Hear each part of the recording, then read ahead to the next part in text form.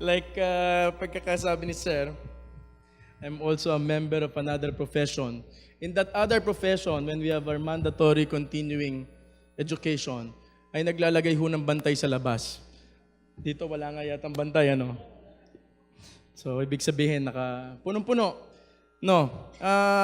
Before I start, I would like to thank the PIEP officers, led by President Mia Kimpo, the Board of Trustees, and immediate past President Lara Togonon. Nakita ko kayo sa TV, mga artista na kayo. Ha?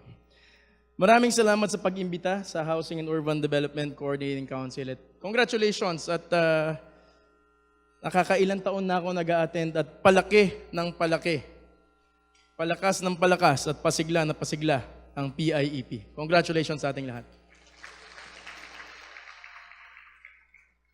Sige, hindi na ako magpapatumpik-tumpik pa. Idediretso ko na ako. I have a brief presentation on the updates on Marawi City rehabilitation efforts. And the reason why we were noting that our chairperson, Eduardo D. De Rosario, is with HUDCC is because he has been named as under a new administrative order number 9, series of 2017. He has been named as the overall supervisor of this task force Bangon Marawi effort.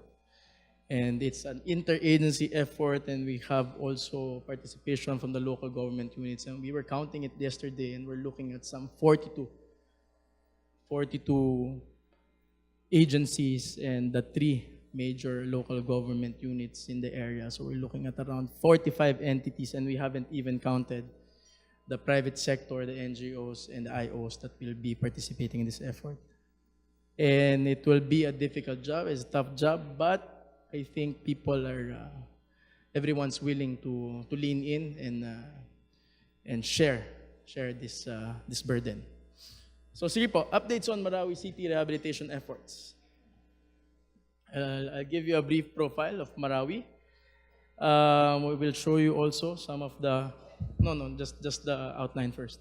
The conflict-affected areas, some early recovery interventions. I'll show you what we've done so far in transitory shelter.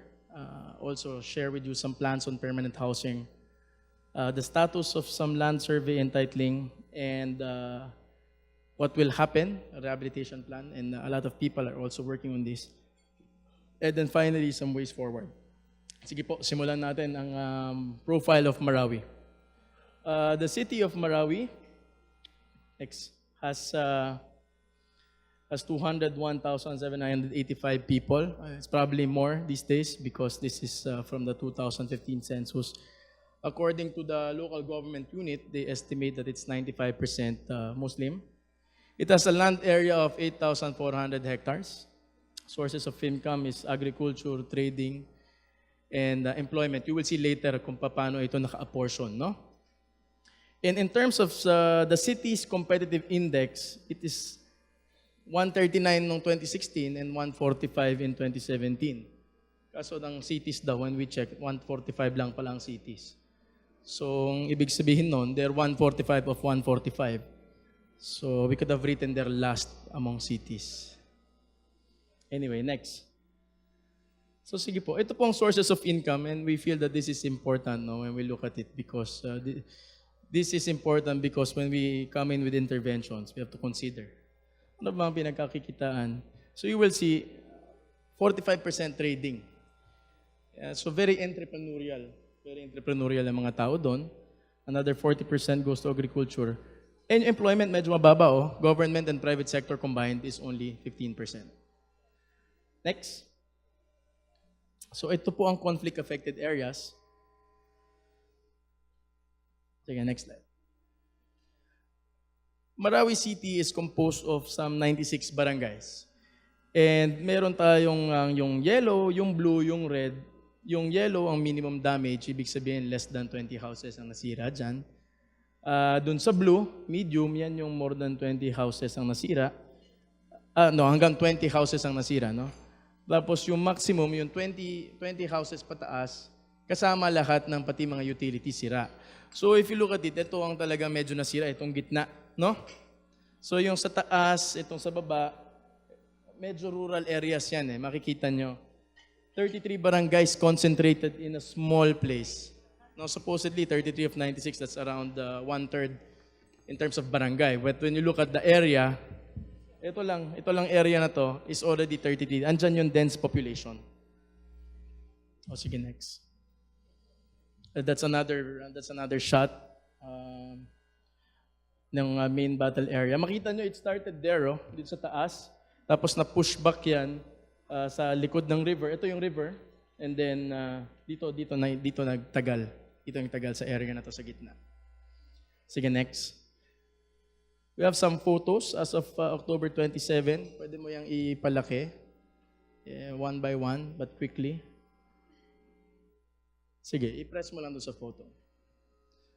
Then you can go back. Press on the arrow. Yeah. Sige. So yan yung portion na red kanina. And this composed of 33 barangays. And yan yung highly dense, no? Highly dense areas. Sige, next. So we'll share some early recovery interventions. The task force actually has a lot of interventions going on, but we'll focus on yung ating DSWD, water and power. Next. So in DSWD, what they do, sabi nila, we have an internal displaced population of around 70,000 people. Next. Families. Next. And meron silang financial assistance, meron silang cash for work. Next. And sa ngayon, 9 na barangay na po ang napauwi as of November 4. So pagka po ikaw uuwi, ayan, nililista po nila. Ito po yung aming listang nakuha nung bumaba kami nung November 2 and 3. Pero ito, this is an ongoing thing. So dumadagdago ito. At yung schedule po na yan, medyo naiiba on ground. So we receive text messages from the LGU. We've been going to Iligan, Marawi the last 8 weeks, every week. Andun ho kami. And we have an operations center. We have a field office, a task force Bangon Marawi office in Iligan. But we shuttle back and forth Marawi, no? So yan po, yan ang pinababalik doon po sa cleared na areas. Mostly doon po sa kanina nating mapa, doon sa yellow. Ito po. Yan, next. Pagka po ikaw babalik, ito po ang tatanggapin ninyo. Don't mind na lang muna the unit cost and whatnot because this is a moving number. But to give you an idea, pag ikaw babalik, ipaparehistro ka sa LGU and then you receive a food pack, a hygiene kit, a kitchen kit, and some financial assistance, no, amounting to a total of 5,000 pesos per family. So next. Yan ang kanilang pondo. It's 3.35 billion. Sabi naman ng DSWD, okay pa sila hanggang tapos ng taon. Next. For electricity, electricity in the city of Marawi is being run by a company called La Sureco. And according to them, yung 63 barangays na unaffected, okay naman sila. It's 100% energized. Ibig sabihin, they're ready to turn on the electricity there. Pero ang usage pa lang as of November 3 is around 54% because hindi pa naman lahat ng tao bumabalik sa kanilang bahay. But once people start turning, you can turn it on. Meron silang connection. Ang remaining lang, yung 33% na barangay, hindi pa rin sila nakakapasok. Those are yung found in the red areas dun sa kanina nating mapa. And for Lanao del Sur, everything is energized. Next. For water, we talked to the Marawi City Water District. And even before the siege, actually, ang water connection sa service in Marawi is only 41 barangays. Yun lang ang served by the water district. All the others, the remaining 55 barangays, they take water from springs, from the Lanao Lake, from Agus River, from deep wells. No? So ngayon, yung pong kanina binanggit ko, there are 9 barangays wherein people have started moving back.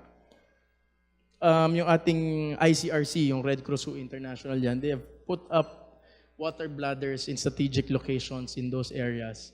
And they're filling it up with water trucks. We're in close coordination with the MCWD, but they will need help, no, making sure that the water connection is ready. Next. Ito talagang medyo mas malapit sa puso namin, itong transitory shelter. Ito po ang aming commitment bilang kami po ay nasa Housing and Urban Development Coordinating Council. Pero po, mas malapit ito sa bitukan ng mga National Housing Authority. Nakita ko, andito rin ho sila. At sila po ang mga kasama namin talaga dito nakatutok. But this is also an interagency effort. No? Land was identified by the local government. Water is being provided in partnership with the private company. It's being provided together with HUDCC, NHA, and HLURB. And electricity, Lasureco pa rin. Ang land development, we made sure that there's land development. Maulan ho kasi doon eh. Those who have been going to Marawi, pag in the afternoon umuulan, magiging maputik ho yung area natin. So there's land development and there's drainages. And that's being put up by the DPWH. So ito pong ating transitory shelter. We have an area in what is called the Sagonsongan Village. This is some 3 kilometers from the main battle area, dun sa mapa natin kanina. Siguro, hihiramin namin si David minsan. No, David, para mas maganda ang aming mapa. Si David parang mas matanda pa sa akin. Hindi, mas matanda na ako. Classmate ko si David eh. Ang galing talaga niyan eh. Buti naging groupmate. Pag groupmate mo hindi ka magtatrabaho. Kayang-kaya niya. Classmate. Kasi same batch kami eh. Matanda na ako nung nag-enroll ako. Anyway, sa Sagonsongan Village, in the morning, it's 14 hectares. In the afternoon, maybe 11 hectares. Kasi po may mga claimants. So, that's something that's quite different in this scenario. Meron po tayong conflict, meron tayong land issues dito sa area na ito. No? It's composed of 6 areas. And if you press on it, if you press on the areas, sir, pa-press doon sa areas mo, you will see what's going on in that area. Hello. Hi, Nick. Press on the area. Yeah. No. You go back. You can press on the areas eh. Back. You go back dun sa may mga areas. You press dun sa area 01. Yan. So makita nyo may land development na and so on, no? Area 2. No, you press back to the arrow. Ayan, area 2. Yung area 2, makita nyo, yung steel trusses. We decided to use prefab materials. Pero ang talagang pinagtuunan namin ng pansin yung land development, making sure that, nakaayos ang kalsada. Mukhang parang subdivision yan. Merong drainages. Makita nyo, everything's already in white. When the first time I went there in the site ng mga September, lahat ho yan hills. Area 3, ayan, area 4. Yung area 4, meron ng ilang bakay. Those are also prefab materials. Next. Makita niyo yung parang squares. Yun yung slabs eh, no? We first construct slabs, nun ipapatong yung prefab materials. So all in all, we have around mga 300 active lots and we hope to start delivery by mid-December. Sige po. Sige, yung area 6, makita nyo, nagsisimula pa lang ng land clearing. Medyo late yan, no? Sige po. Next. So yan yung ating 6 areas. We also made sure that there's electricity in the area and they've put up posts. And they're ready and willing to put up the separate posts and we will have electricity per household. Next. We also made sure that there's water. And how did we do this? Yung sa mga HLURB, alam niyo ito, yung inyong balance housing compliance. We partnered with Philinvest Land and sabi nila, yan ang kanila magiging compliance. We will drill 2 wells in the area. 2 wells will serve up to 1,100, the requirements of up to 1,100 families. Tatayuan din namin yan ng tangke. And there will be water connections to each and every house. Sige po, next. So dumating na yan, mid-October.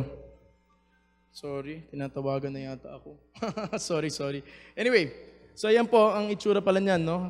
Nung una kong pinuntahan, sabi ko, saan ba yung pang-drill? Sabi, ayan, mukha palang generator pa yung pang-drill pag hindi pa nakakabit yung bit, ano? Anyway, sige, next. So ito po yung ating transitory shelter site. That's a video, paki-play na lang ho, no? para kunwari parang nakapunta rin kayo dun.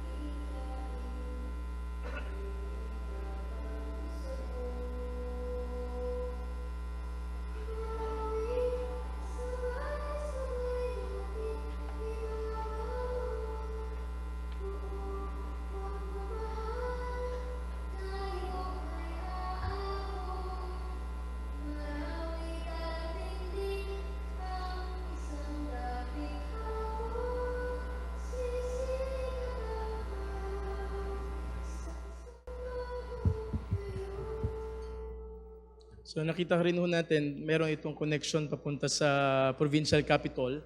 That's around 2 kilometers. Konti na lang yun ng semento. Dadagdagan, I think, another 500 meters. So meron siyang access naman, no? So hopefully, tingnan natin kung makaka-deliver tayo. Next slide. Ito po ang itsura ng ating transitory shelter. It's a 22 square meter shelter on a 40 square meter lot. It's separate ho ito, hindi ito row houses. Itong design na ito ay pinakita namin ho ito sa ating mga stakeholders, no, sa ating mga barangay leaders, at ito ang napili nila. Tatanungin ninyo, bakit 1,000 na inyong tinayo? Ayun po na ang initial estimate in coordination with the LGU, because we wanted to make sure, kagaya kanina pinag-uusapan yung datos, no? Yung data is very important, but in this case, medyo kailangan kahit hindi pa masyadong buong-buo yung data, you also have an estimate. Tapos titira ka na rin ng action. So dun sa sabi nila, ang tingin nila, estimate nila, they will require several thousand. Sabi natin, let's put up the first 1,000. Because people are living in tents eh. And yung tent, nababasa yung sahig, walang yung sahig eh. Initially, that area was supposed to be a tent city, but then government said, no, let's put up temporary shelter. Tapos nung pinili yung ating technology, that's temporary shelter, but the material is strong enough to last from between 2 to 3 years. And yung the structures, kasi steel framing yun, you can actually convert it into more permanent housing units. So ito po makikita ninyo, I just want to point out, meron na yung sariling sink, may sariling banyo, and makita ninyo merong sarili-sarili yan septic tank. Those are septic tanks, itong parang malaking timba, kasi laki ko yan eh, ganyan kalaki. Each house has that, and then meron tayong drainage system. So babalikan natin daw ito after 1.5 years, we have to dislodge. Hindi ako sasama doon sa trabaho na yon. So anyway, ganyan po ang itsura. And sige ho. Ang next slide natin is itong ating, wag nyo naman picture itong temporary shelter delivery natin. We hope to deliver by mid-December 500 units. But this is subject to weather conditions.